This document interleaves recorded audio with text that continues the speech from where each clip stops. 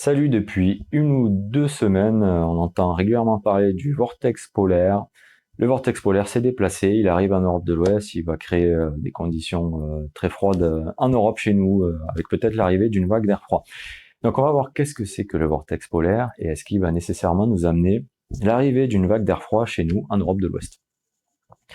Le vortex polaire, c'est la concentration d'air froid au niveau des pôles. Donc nous, on va parler principalement du pôle Nord, puisqu'on est situé dans l'hémisphère Nord, et que c'est donc le pôle Nord qui nous intéresse. Donc nous avons une accumulation, une concentration d'air froid à environ 30 km d'altitude au niveau du pôle Nord, appelé le vortex polaire, donc 30 km d'altitude, dans la seconde couche de l'atmosphère, appelée la stratosphère. Donc concentration d'air froid avec un maximum en hiver et qui commence à se renforcer à partir de l'automne avec donc l'arrivée de la nuit polaire et de toute façon concentration d'air froid qui est possible puisque au niveau du pôle nous avons une incidence des rayons du soleil qui est faible, donc pas beaucoup d'énergie reçue sur cette partie de la Terre de la part des ultraviolets des rayons du soleil puisque ceux-ci sont rasants à ces latitudes nordiques et ce qui va pouvoir générer l'accumulation d'air froid, donc ce fameux vortex polaire. Dans des conditions, on va dire classiques,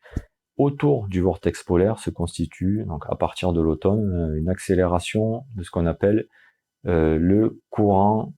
jet de la nuit polaire stratosphérique, donc jet de la nuit polaire stratosphérique ou jet stratosphérique de la nuit polaire, qui est un courant d'ouest en est qui va tourner autour du vortex polaire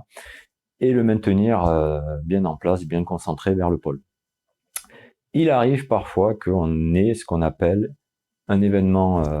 en météo qui s'appelle réchauffement stratosphérique soudain, donc par un jeu d'interaction entre la troposphère, la première couche de l'atmosphère, là où se déroulent la plupart des phénomènes météo, et la stratosphère. Donc là, le réchauffement stratosphérique soudain, c'est un réchauffement brutal en quelques jours du vortex polaire qui passe de moins 70, moins 80 degrés à 30 km d'altitude à environ moins 10, moins 20 degrés. Ce réchauffement brutal, il va générer une inversion du jet stratosphérique de la nuit polaire. Donc rappelez-vous, ce ruban, ce courant d'air qui tourne autour du vortex polaire, initialement d'ouest en est, maintenant il va se mettre à tourner d'est en ouest. Revenons chez nous, un peu plus bas en latitude, environ 40-50 degrés de latitude nord. Donc chez nous, nous avons le jet stream, qui est un courant latéral d'ouest en est et qui est issu de la confrontation entre les masses d'air froid du nord et les masses d'air plus chaudes qui remontent du sud. Donc qui crée ce courant latéral jet stream d'ouest en est et qui nous apporte habituellement donc un temps relativement doux en hiver pour nos latitudes, un temps parfois perturbé, humide, enfin un temps océanique. Lorsque je vous ai dit que vous avez ce fameux réchauffement stratosphérique soudain, donc le jet de la nuit polaire, jet stratosphérique, lui, donc, au lieu d'être d'ouest en est comme le jet stream, il passe d'est en ouest. Donc cela va créer des frictions donc entre ce jet de la nuit polaire et le jet stream qui lui arrive dans l'autre sens et va le faire onduler, va le rendre moins puissant, donc cassant, et va le faire, donc je vous ai dit, onduler. Donc ces ondulations vont pouvoir générer des descentes d'air froid, donc déconcentrer le vortex polaire et amener éventuellement donc de l'air froid des latitudes plus basses comme chez nous en Europe de l'Ouest. Rapidement, il faut associer à cela la possibilité d'autres interactions comme l'oscillation nord-atlantique. Je ne vais pas rentrer trop dans les détails, vous avez 2 types d'oscillation nord-atlantique pour schématiser positive ou négative. L'oscillation nord-atlantique positive, c'est lorsque vous avez un fort différentiel de pression entre la dépression d'Islande et l'anticyclone des Açores, qui va accélérer le jet stream à cause de ce différentiel de pression, ou lorsque la différence de pression est moindre entre ces deux centres d'action météo, donc la dépression d'Islande située au nord et l'anticyclone des Açores situés plus au sud. Donc, lorsque vous avez moins de différentiel de pression, cela va freiner un petit peu le jet stream, donc ce qu'on appelle aussi zonal, donc courant d'ouest moins important chez nous. Et si en plus c'est associé à une inversion du jet de la nuit polaire, donc un déplacement du vortex polaire, on a la possibilité donc vraiment de fluctuations de masse d'air plus importante, de descente d'air froid plus importante, et pourquoi pas elles peuvent venir se loger donc en nord de l'ouest, mais ce n'est pas systématique parce que ça c'est le jeu d'autres des placements des centres d'action météo. Donc en ce moment ce qu'on a c'est de l'air froid qui s'accumule plutôt en direction de la Sibérie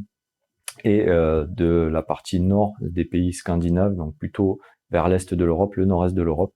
Et pour nous, en ce moment, on est plutôt sur une reprise un petit peu du jet stream. Donc, à venir, il n'y a pas de vague de froid en prévision, malgré qu'on ait eu effectivement un éclatement les semaines passées du vortex polaire. La dernière fois qu'on a eu une vague de froid ou un gros coup de froid dû à cet éclatement, à ce déplacement, à cette migration du vortex polaire, c'était en mars 2018, et la dernière véritable vague de froid due à ce phénomène-là, c'était lors du mois de février